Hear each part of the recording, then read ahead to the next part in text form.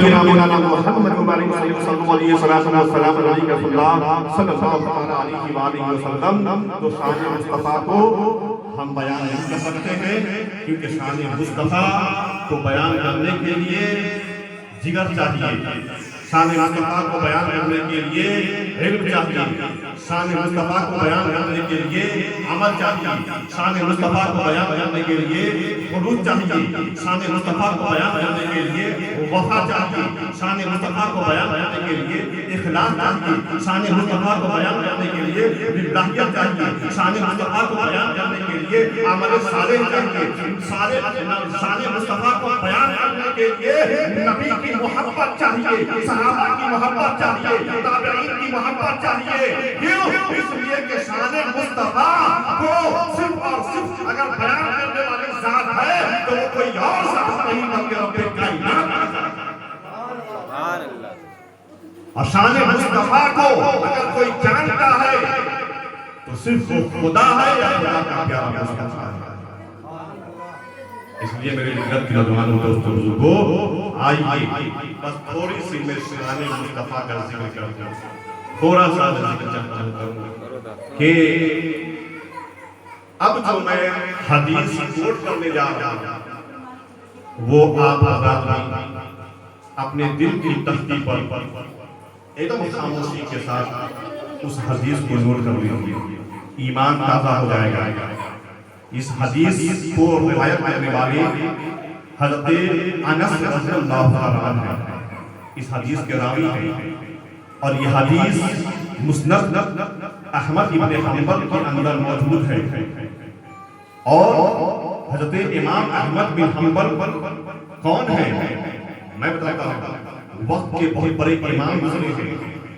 اور ایک کتاب ہے بخاری شریف اور ایک کتاب ہے مسلم شریف، تو امام بخاری اور امام مسلم یہ دونوں شاگرد ہیں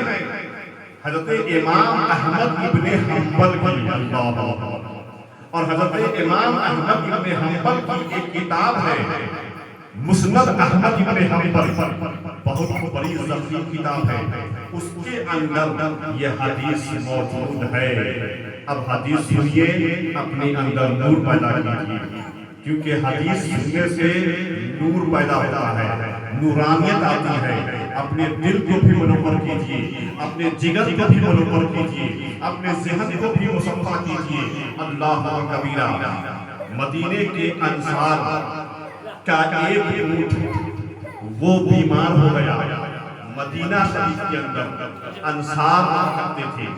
ان میں سے ایک کا اونٹ بیمار ہو گیا، یعنی اس کا ذہنی توازن بگڑ گیا، اونٹ اب کاٹنے کو روکتا تھا، مالک کو ہی وہ اونٹ کھلاتا بھی پلاتا بھی،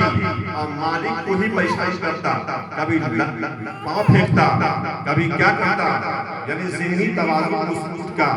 بگڑ چکا تھا، وہ اونٹ بیمار تھا۔ اب آپ بتائیے اپنے کلیجے پر ہاتھ رکھ کے کہ اگر آپ کا اونٹ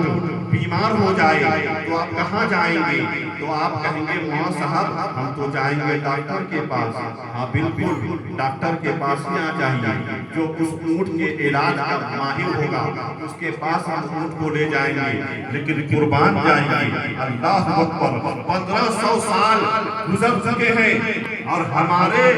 نبی کو کی شان کو ہم کیا سمجھے ہیں؟ ہم نے تو کتابوں میں پڑھا ہے نا، ہم نے تو کتابوں میں پڑھا ہے، تو کتابوں میں پڑھ کے نبی کی شان کو یا پھر علماء کی زبانی تقریر سن کر کے ہم نے نبی کی شان کو سمجھا ہے، بس اتنا ہی سمجھا ہے کہ نبی کی شان یہ ہے، نبی کی شان وہ ہے۔ ہم نے تو علماء سے سنا ہے، ہم نے تو فقہ سے سنا ہے، ہم نے تو کتابوں کو چھانا ہے، تو ہمیں یہ پتا چلا ہے کہ نبی کی شان یہ ہے۔ لیکن جس نے نبی کو صبح بھی دیکھا ہے، جس نے نبی کو شام بھی دیکھا ہے، جس نے نبی کو کا دیدار صبح و شام کیا ہے، وہ ہم سے زیادہ شان جانتے ہیں نبی کی، کیونکہ ہم نے نبی کو دیکھا نہیں بلکہ کتابوں میں پڑھا ہے، علماء سے سنا ہے، علماء سے رابطہ کیا ہے۔ آپ بتا دیں نبی کی شان کیا ہے، لیکن صحابہ تو نبی کو براہ راست دیکھے ہیں، تو وہ صحابی کا اونٹ جو ہے بیمار پڑ گیا، تو صحابی کو کہاں جانا چاہیے تھا؟ بولیے کہاں کہاں جانا چاہیے تھا؟ ڈاکٹر کے پاس جانا چاہیے نا، کہ ڈاکٹر کے پاس جاتا، لیکن صحابی کا کہنا یہ ہے کہ صحابی ڈاکٹر کے پاس نہیں گئے، بلکہ صحابی گئے تو ڈاکٹروں کے ڈاکٹر، ماہروں کے ماہر، طبیبوں کے طبیب ہمارے نبی کے پاس آئے۔ اب بتائیے ہمارے نبی ڈاکٹروں کے ڈاکٹر ہے کہ نہیں؟ ان کا جانا نبی کے پاس اس بات کی دلیل ہے کہ ہمارے نبی ڈاکٹروں کے ڈاکٹر ہیں۔ وہ جانتے تھے کہ ہم جہاں جا رہے ہیں وہاں ڈاکٹر فیل ہیں، وہ ڈاکٹر کے پاس نہیں گئے بلکہ وہ نبی کی بارگاہ میں آئے۔ عرض کیا آقا ہماری اٹھنی جس کو میں کھلاتا ہوں پلاتا ہوں لیکن ہم ہی کو دوڑاتا ہے، ہم ہی کو پریشان کر رہا ہے، ہم گھبرا چکے ہیں، آپ چلیں۔ تو آقا نے یہ نہیں فرمایا کہ اونٹ تمہارا بیمار ہے نا تو ڈاکٹر کے پاس جاؤ، آقا نے یہ نہیں فرمایا۔ آقا فرماتے ہیں کہ چلو میں چلتا ہوں، وہ اونٹ ہم کو پہچانتا ہے۔ یہ ہمارے نبی کی شان ہے، یہ ہمارے نبی کی شان ہے، وہ اونٹ ہم کو پہچانتا ہے، ہم کو نہیں کاٹے گا۔ اللہ کے رسول گئے اور جانے کے بعد جب اونٹ نے دیکھا کہ نبیوں کے نبی تشریف لا رہے ہیں، پیغمبروں کے پیغمبر تشریف لا رہے ہیں، سب کے ماما و ملجا آقا تشریف لا رہے ہیں، تو اب کان کھول کے سن لیجئے گا کہ اب اونٹ کی کیفیت دیکھیے۔ اونٹ آگے بڑھا اور آگے بڑھنے کے بعد نبی کے قدموں میں گرا، اللہ اکبر، اور نبی کے قدموں میں گرنے کے بعد جیسے ہم سجدہ کرتے ہیں نا، روایت میں آیا ہے کہ اونٹ اللہ کے نبی کو سجدہ کرنے لگ گیا۔ صحابہ منظر دیکھ رہے تھے، صحابہ دیکھ رہے ہیں یہ منظر، نورانی منظر کہ ہمارے آقا ہیں، مدینے کے داتا ہیں، اور اونٹ جو پاگل تھا،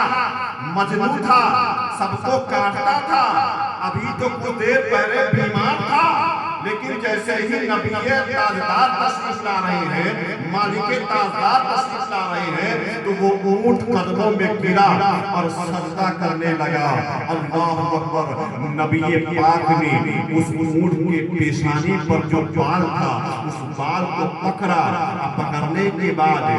سورہ فلق نہیں پڑھا، سورہ ناس نہیں پڑھا، سورہ اخلاص نہیں پڑھا، یا پھر آیت الکرسی نہیں پڑھا، قرآن نہیں پڑھا، بلکہ بغیر کچھ پڑھے ہوئے،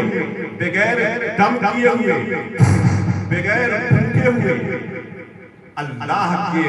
نبی نے فرمایا جاؤ اب اونٹ شفا یاب ہو چکا ہے، اب کچھ نہیں کرے گا،